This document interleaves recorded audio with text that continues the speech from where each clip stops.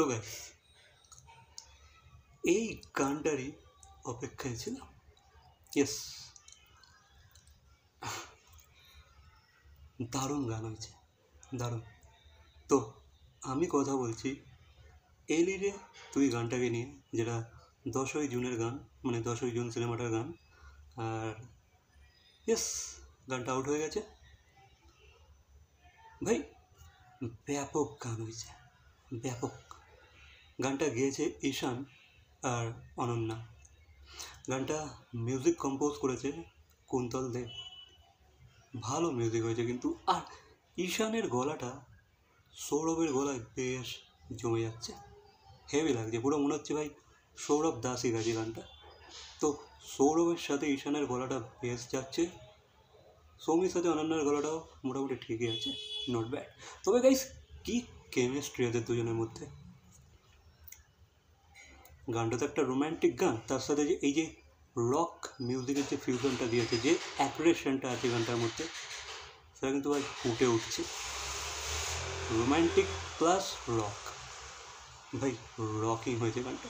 গানটাই এই রক মিউজিকটা অন্য লেভেলেই মানে ভাইব ক্রিয়েট করছে। আর যেমনটা আমরা জানি যে এই গানটা দার্জিলিংয়ে শ্যুট হয়েছে, তো লোকেশন অ্যান্ড অল এভরিথিং ফাটাফাটি লাগছে, ঠিক আছে। যেভাবে শ্যুট করা হয়েছে গানটাকে, যেভাবে camera zoom in zoom out করছে, কিছু ড্রোন শটস আছে, ব্যাপক লাগছে ভাই। ওয়েদারটা, ক্লাইমেটটা দুর্দান্ত লাগছে, দুর্দান্ত ক্লাইমেট। যেহেতু দার্জিলিং, তো ওটা তো দুর্দান্ত লাগবে। তবে হ্যাঁ, গানটা আমার ব্যাপক লেগেছে। গানটা আমি বারবার শুনলাম, আই থিঙ্ক আমি 4 থেকে 5 বার শুনলাম। কি দুর্দান্ত গানটা কি দুর্দান্ত একটা ভাইব ক্রিয়েট করছে। রোম্যান্টিকের সাথে যখন ভাই রক মিউজিক ফিউশন হয়ে যায়, সেটা অন্য লেভেলের জিনিস তৈরি হয়। তো সেটাই এখানে তৈরি হয়েছে। এই গানটা ভাই হিট হতে চলেছে। এটা কিন্তু ভাই ওই ধরনের গান না যেটা তুমি একবার শুনে তোমার আর শুনতে ইচ্ছে করবে না, সেরকম গান কিন্তু এটা না। এই গানটার মধ্যে ভাই ব্যাপার আছে, এই গানটার মধ্যে ফিলিংস আছে।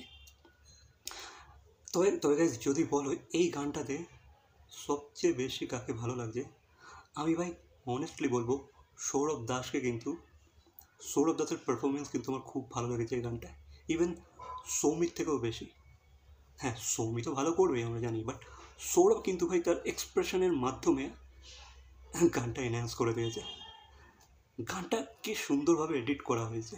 ওই যেখানে গিয়ে ওই একটা বিট চেঞ্জ হচ্ছে না স্যাট করে, ওখানে যেভাবে এডিটটা দিয়েছে না জুম ইন জুম আউট করে, দুর্দান্ত লাগছে। গানটার ওভারঅল ভাইবই চেঞ্জ করে দিচ্ছে।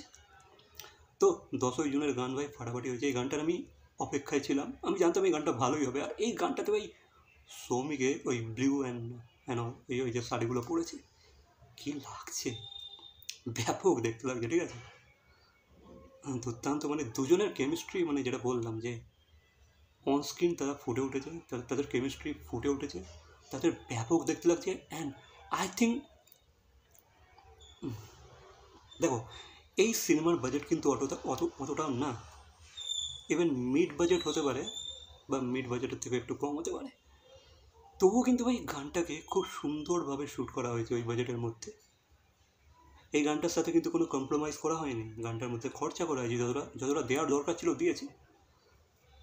ওভারঅল একটা ব্যাপক গান হয়েছে, দেখতে ভালো লাগছে, শুনতে ভালো লাগছে।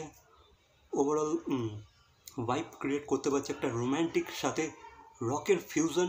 এই জিনিসটাও সবথেকে বেশি ভালো লেগেছে ভাই, রোম্যান্টিক গানের মধ্যে একটা রক মিউজিকের ফিউশন, এটা আমার সবচেয়ে বেশি ভালো লেগেছে।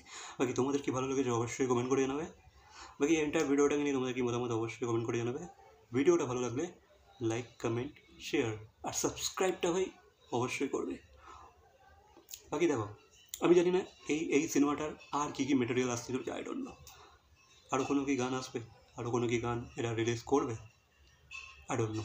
হলে মন্দ হবে না, ঠিক আছে। তবে আই হোপ যেন আরও কিছু আসে এই সিনেমাটাকে নিয়ে।